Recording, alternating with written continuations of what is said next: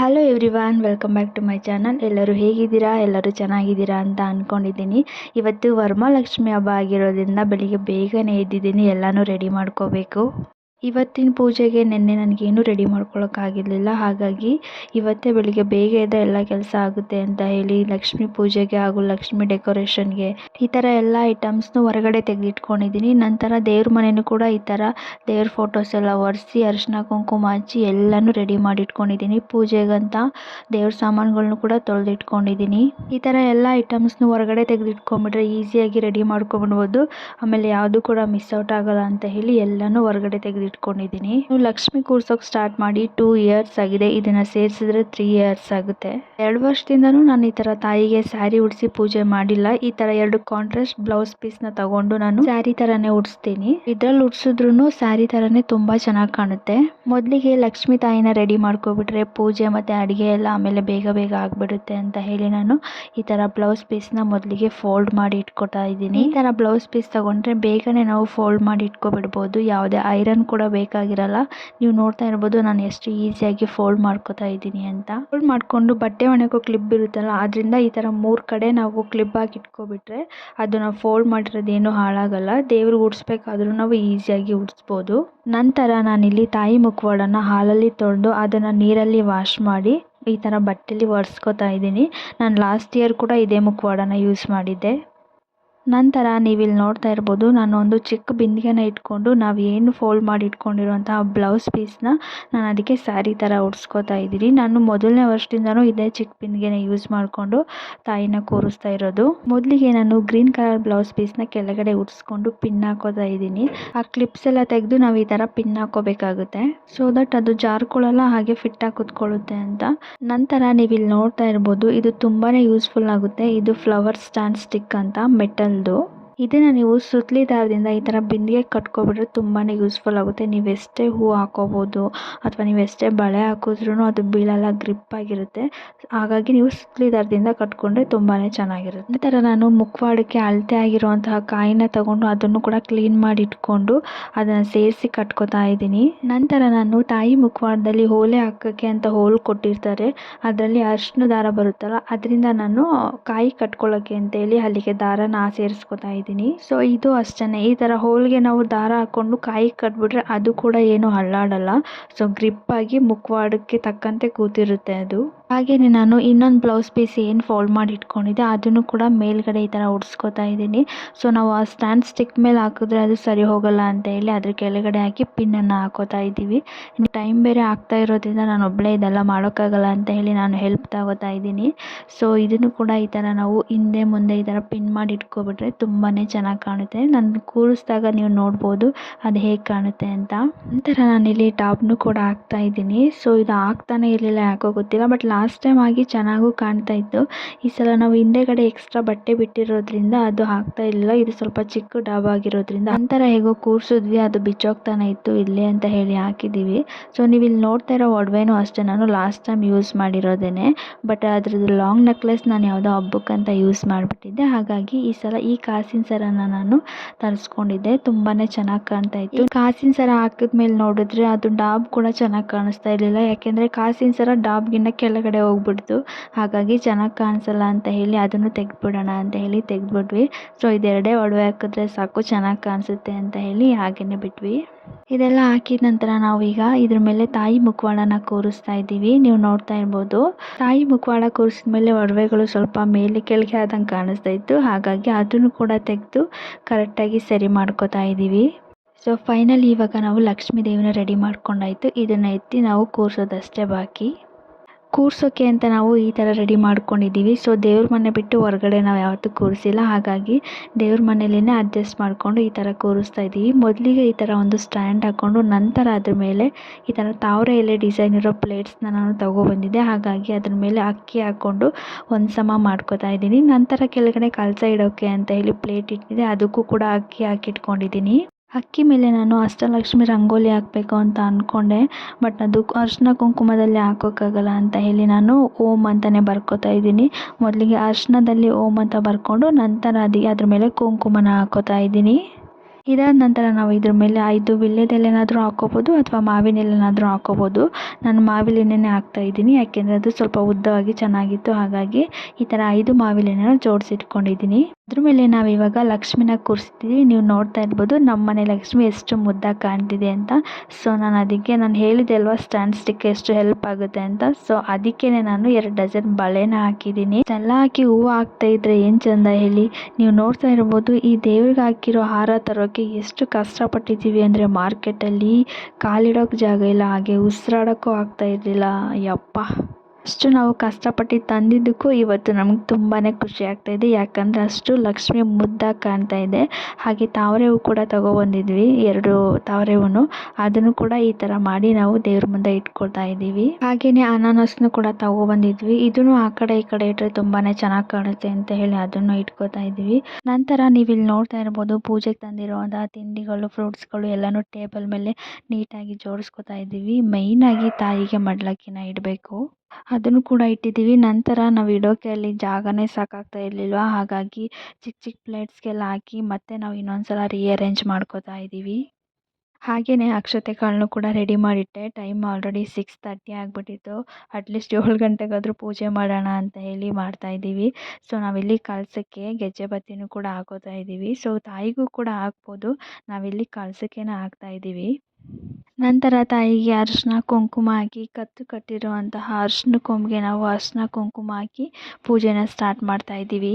ಮನೆಯಿಂದ ನನ್ನ ಕೈಯಾರೆ ಏನಾದರೂ ಸ್ವೀಟ್ ಮಾಡಿ ದೇವ್ರಿಗೆ ಇಡೋಣ ಅಂತ ಹೇಳಿ ಒಬ್ಬಟ್ಟು ರೆಡಿ ಮಾಡಿ ಇಟ್ಕೊಂಡಿದ್ದೆ. ಸೊ ಇವ್ರು ಪೂಜೆ ಸ್ಟಾರ್ಟ್ ಮಾಡೋ ಅಷ್ಟರಲ್ಲಿ 1-2 ಒಬ್ಬಟ್ಟಾದರೂ ಹಾಕಿ ದೇವ್ರ ಮುಂದೆ ಇಡೋಣ ಅಂತ ಹೇಳಿ ನಾನು ಅಡುಗೆ ಮನೆ ಕಡೆ ಹೊರಟೆ. ಇವರು ಕೂಡ ಪೂಜೆನ ಸ್ಟಾರ್ಟ್ ಮಾಡಿದ್ರು.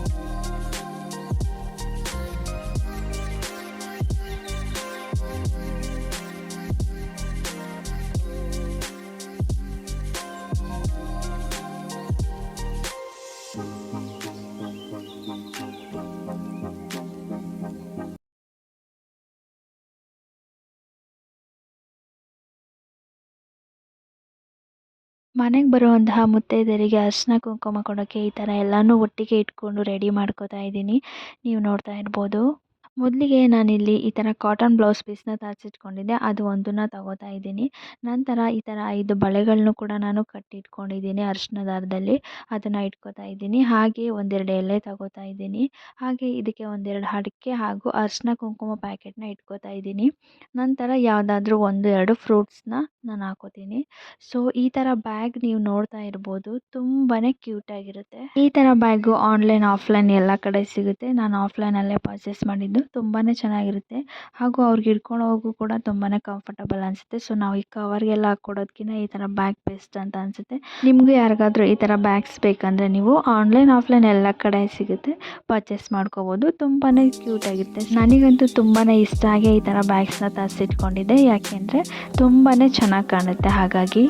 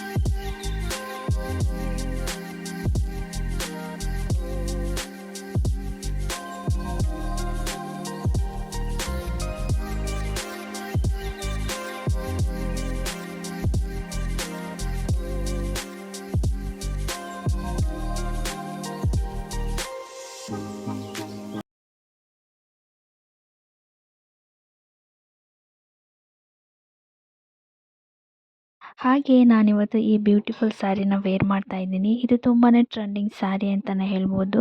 ಸೊ ಕಲರ್ ಕಾಂಬಿನೇಷನ್ ಹಾಗೆ ಬ್ಲೌಸ್ಗೆ ತುಂಬಾ ಪರ್ಫೆಕ್ಟಾಗಿ ಮ್ಯಾಚ್ ಆಗುತ್ತೆ. ನಾನು ಈ ಬ್ಲೌಸ್ ಪೀಸ್ನ ಆಫ್ಲೈನಲ್ಲಿ ತೊಗೊಂಡು ಸ್ಟಿಚ್ ಮಾಡಿಸ್ಕೊಂಡಿರೋದು. ಸ್ಯಾರಿಗೆ ವೇರ್ ಮಾಡಿದಾಗ ತುಂಬಾ ಗ್ರ್ಯಾಂಡಾಗಿ ಕಾಣಿಸುತ್ತೆ, ನೀವು ನೋಡ್ಬೋದು. ನಂತರ ಇದಕ್ಕೆ ನಾನು ಈ ಥರ ಲಕ್ಷ್ಮಿ ಓಲೆನ ಮ್ಯಾಚ್ ಮಾಡ್ಕೋತೀನಿ. ಹಾಗೆಯೇ ನಾನು ಇವತ್ತು ಈ ಚೋಕರ್ನ ವೇರ್ ಮಾಡ್ತಾ ಇದ್ದೀನಿ, ನೀವು ನೋಡ್ಬೋದು. ತುಂಬಾ ಬ್ಯೂಟಿಫುಲ್ ಆಗಿದೆ. ನಂತರ ನಾನು ಕೂಡ ರೆಡಿಯಾಗಿ ಲಕ್ಷ್ಮೀ ಪೂಜೆ ಮುಗಿಸ್ಕೊಬಿಡೋಣ ಅಂತ ಹೇಳಿ ಮಾಡ್ತಾ ಇದ್ದೀನಿ. ಮೊದಲಿಗೆ ನಾನು ಅರಿಶಿನ ಕುಂಕುಮ ಹಚ್ಕೊಂಡು ನಂತರ ತಾಯಿಗೂ ಕೂಡ ಅರಿಶಿನ ಕುಂಕುಮ ಹಚ್ಚಿ ಗಂಧದ ಕಡ್ಡಿ ಹಚ್ಚಿ ಪೂಜೆನ ಮಾಡ್ತಾ ಇದ್ದೀನಿ. ಆ ತಾಯಿ ನಿಮಗೂ ಕೂಡ ಒಳ್ಳೇದು ಮಾಡಲಿ ಅಂತ ನಾನು ಕೇಳ್ಕೊತೀನಿ. ನಂತರ ತಾಯಿಗೆ ಅಕ್ಷತೆ ಕಾಲು ಹಾಕಿ ಪೂಜೆನ ಮುಗಿಸ್ದೆ. ಹಾಗೆ ನಮ್ಮ ಮನೇಲಿ ಲಕ್ಷ್ಮೀ ವ್ರತ ಪುಸ್ತಕ ಇತ್ತು, ಅದನ್ನು ಕೂಡ ಒಂದು 5 ನಿಮಿಷ ಕೂತ್ಕೊಂಡು ಓದಿದೆ. ಪೂಜೆ ಎಲ್ಲ ಮುಗಿದ ನಂತರ ಮನೇಲೆಲ್ಲರಿಗೂ ಊಟನ ಕೊಟ್ಟೆ. ಸೊ ನಾನಿವತ್ತು ನಮ್ಮ ಮನೇಲಿ ಈ ಥರ ಒಬ್ಬಟ್ಟು ಮಾಡಿದ್ದೆ, ಹಾಗೆ ಚಿತ್ರಾನ್ನ ಮಾಡಿದ್ದೆ, ಪಲಾವ್ ಮಾಡಿದ್ದೆ, ಸ್ವಲ್ಪ ಕಾಬೂಲ್ ಕಡಲೆದು ಪಲ್ಯ ಮಾಡ್ಕೊಂಡಿದ್ದೆ, ಹಾಗೆಯೇ ಹೆಸರುಬೇಳೆ ಮಾಡಿದ್ದೆ, ಸ್ವಲ್ಪ ಅನ್ನ ಸಾಂಬಾರು ಕೂಡ ಮಾಡಿದ್ದೆ. ಊಟ ಎಲ್ಲ ತಿಂದು ಸ್ವಲ್ಪ ಹೊತ್ತು ರೆಸ್ಟ್ ಮಾಡಿದ್ವಿ.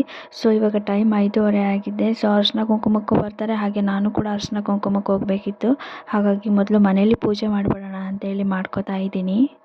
ಪೂಜೆ ಎಲ್ಲ ಮುಗಿಸಿ ಪಕ್ಕದ ಮನೆಗೆ ಅಂತ ಬಂದಿದ್ದೆ ಅರಿಶಿನ ಕುಂಕುಮ ತಗೊಳ್ಳೋಕ್ಕೆ. ನೀವು ನೋಡ್ತಾ ಇರ್ಬೋದು ಅವ್ರ ಮನೆ ಲಕ್ಷ್ಮಿ ಹೇಗೆ ಕಾಣ್ತಾ ಇದೆ ಅಂತ. ಹಾಗೆ ನಮ್ಮ ಮನೆಗೆ ಬಂದವ್ರಿಗೂ ಅರಿಶಿನ ಕುಂಕುಮ ಕೊಟ್ಟು ನಮ್ಮ ಅಮ್ಮಂಗೂ ಕೂಡ ಅರಿಶಿನ ಕುಂಕುಮನ ಕೊಡ್ತಾ ಇದ್ದೀನಿ.